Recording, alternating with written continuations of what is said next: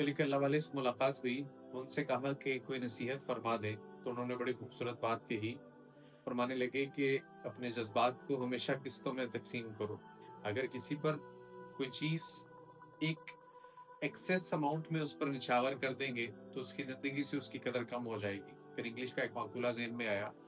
کہ اس میں انگلش میں کہا جاتا ہے کہ access of every thing is bad, کہ کسی بھی چیز کی زیادتی آپ کے لیے جو ہے وہ غلط ثابت ہو سکتی ہے۔ تو بھائی آپ کسی کی قدر ضرور کریں، آپ کسی کے سامنے بچھیں ضرور،